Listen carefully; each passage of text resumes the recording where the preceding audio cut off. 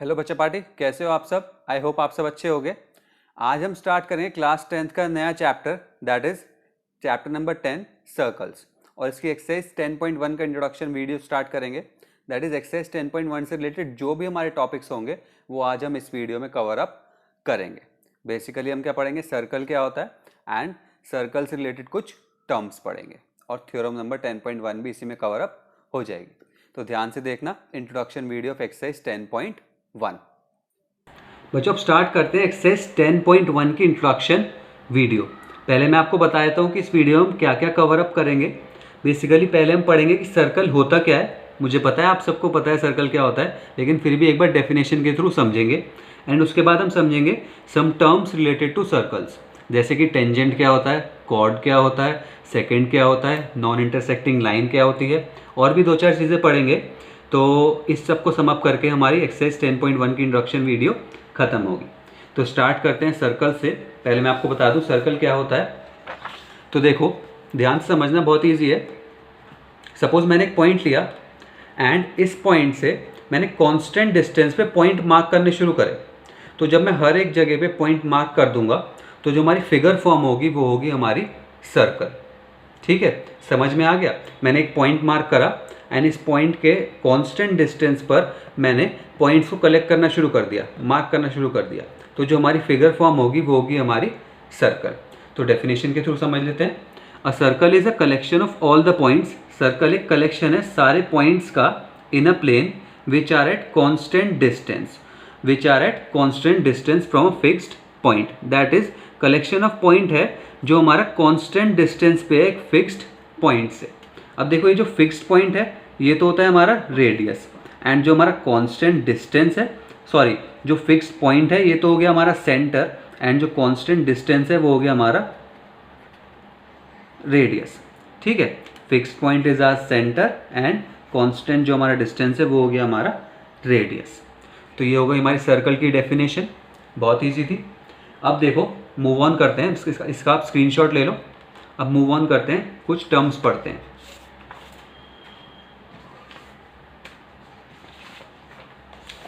सबसे पहले देखो हमारी जो टर्म है वो क्या है।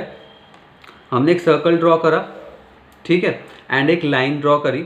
वो लाइन सर्कल को इंटरसेक्ट नहीं कर रही, तो ये बेसिकली होगी हमारी नॉन इंटरसेक्टिंग लाइन। बहुत इजी है। हमने एक सर्कल ड्रॉ करा, एक लाइन ली, वो लाइन सर्कल को इंटरसेक्ट नहीं कर रही, तो ये हो गई हमारी नॉन इंटरसेक्टिंग लाइन। अब देखो, अब इंपॉर्टेंट चीज़ आती है, इसका स्क्रीनशॉट भी ले लेना, बहुत काम आएगा आपको आगे। पढ़ते हैं। हमने एक सर्कल ड्रॉ करा एंड जो हमने लाइन ड्रॉ करी वो इस तरीके से करी कि वो सर्कल को सिर्फ एक ही पॉइंट पे इंटरसेक्ट करती है। दैट इज़ वो हमारा पॉइंट इस फिगर में है ए। जब एक लाइन सर्कल को एक ही पॉइंट पे इंटरसेक्ट करेगी तो उस लाइन को हम क्या कहेंगे, टेंजेंट टू अ सर्कल। ये लाइन क्या है, सर्कल के लिए टेंजेंट है। बात समझ में आ गई? ठीक है। अब देखो नेक्स्ट फिगर पढ़ते हैं। हमने एक सर्कल ड्रॉ करा और एक लाइन इस तरीके से ड्रॉ करी कि वो सर्कल को दो पॉइंट्स पे इंटरसेक्ट कर रही है। वो दो पॉइंट्स हैं हमारे ए और बी। तो ये लाइन क्या हो गई हमारी, सेकेंड, SECANT। सेकेंड भी समझ में आ गया क्या होता है।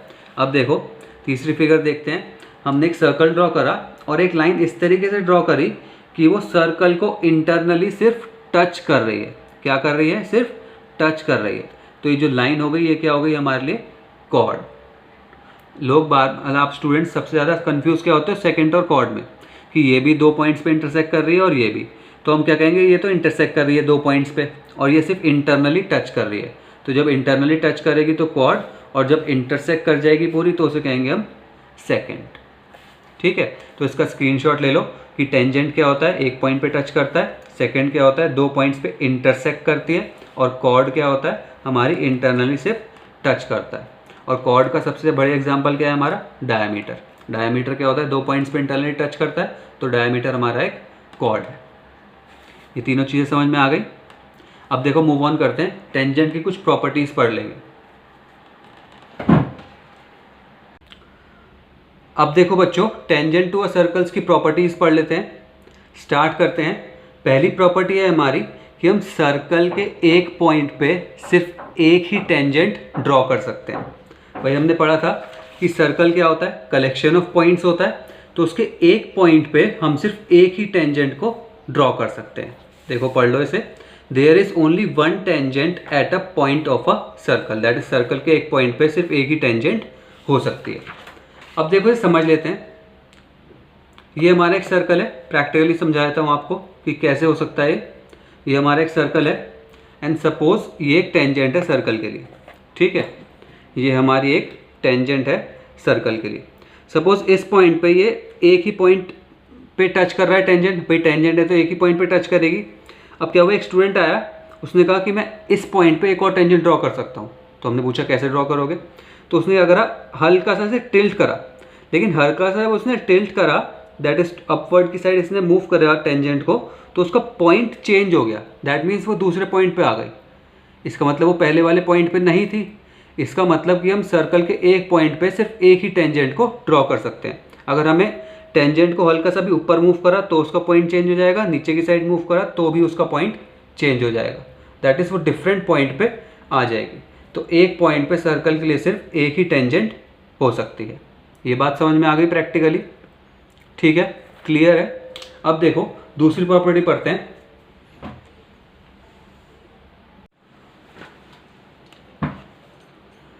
अब बच्चों सेकंड प्रॉपर्टी पढ़ लेते हैं टेंजेंट टू अ सर्कल के लिए।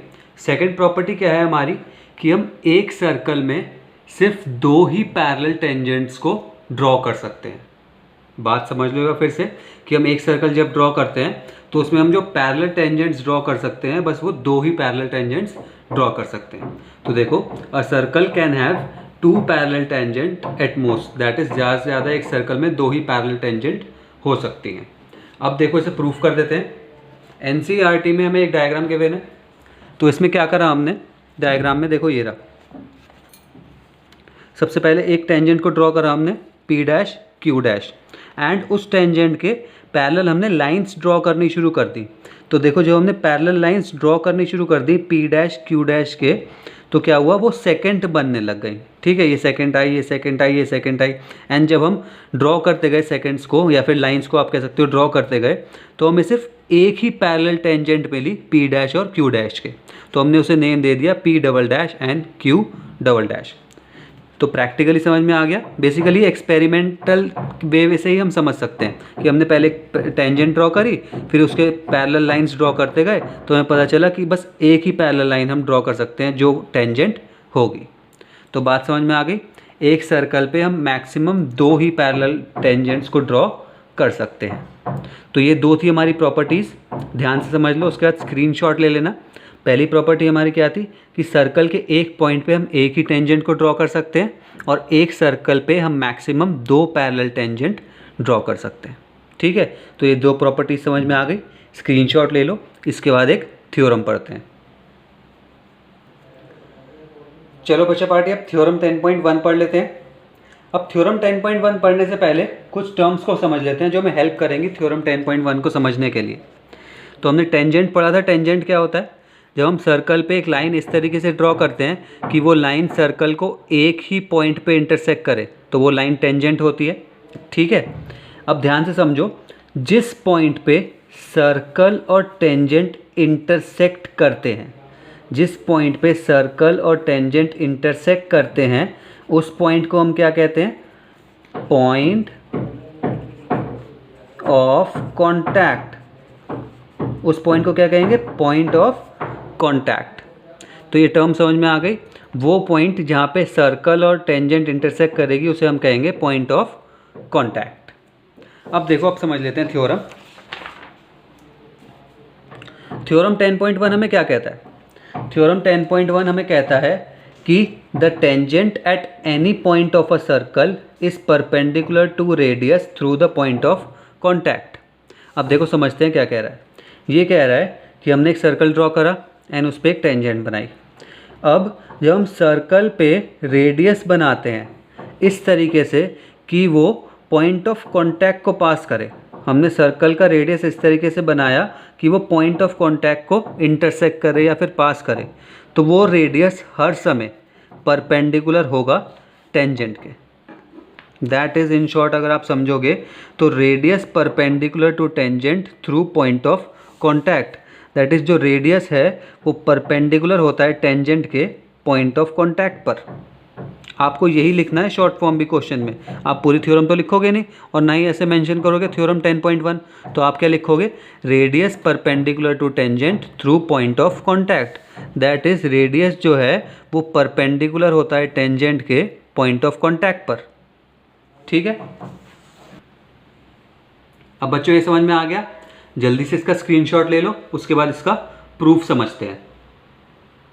स्क्रीनशॉट ले लिया। अब देखो प्रूफ ध्यान से समझना, एग्जाम में 2 या 3 मार्क्स में आ जाता है। तो हमने क्या करा, पहले नेमिंग कर दिया। नेमिंग क्या करा, हमने कहा कि ओ हमारा सेंटर है फिगर का, एक्स वाई जो है वो टेंजेंट है, ओ पी जो है वो रेडियस है, एंड हमने कंस्ट्रक्शन भी करी इसमें।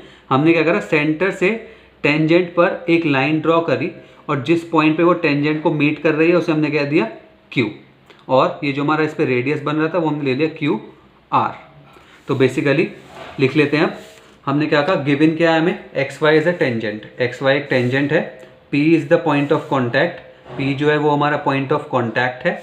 Okay, O is the centre of circle, O है हमारा centre of circle, and O P जो है वो रेडियस है, ओ पी जो है वो रेडियस है। और हमें प्रूफ क्या करना है, O P is perpendicular to X Y, O P क्या है, परपेंडिकुलर है एक्स वाई के, ये हमें प्रूफ करना है। भाई यही तो है, radius perpendicular to tangent at point of contact, तो O P perpendicular to X Y है, ये हमें प्रूफ करना है। और हमने यहाँ पे कंस्ट्रक्शन लिख दिया। कंस्ट्रक्शन क्या करा, take a point Q on X Y पे एक पॉइंट लिया हमने Q other than P, P के अलावा, एंड ज्वाइन ओ क्यू, और हमने ओ क्यू को ज्वाइन कर दिया। यहाँ तक बात समझ में आ गई। हमने given to proof of construction सब लिख लिया। अब देखो एक कॉन्सेप्ट समझो, उसके बाद ही आपको इजीली समझ में आएगा थ्योरम 10.1 क्या है। सपोज मैंने यहाँ पे एक लाइन ड्रॉ करी एंड एक पॉइंट ले लिया, ये पॉइंट है हमारा P और ये लाइन मैंने ले ली सपोज M R। अब मैंने इस P पॉइंट से इस लाइन पर लाइंस ड्रॉ करनी शुरू करी, इस तरीके से, इस तरीके से, ऐसे ऐसे ऐसे।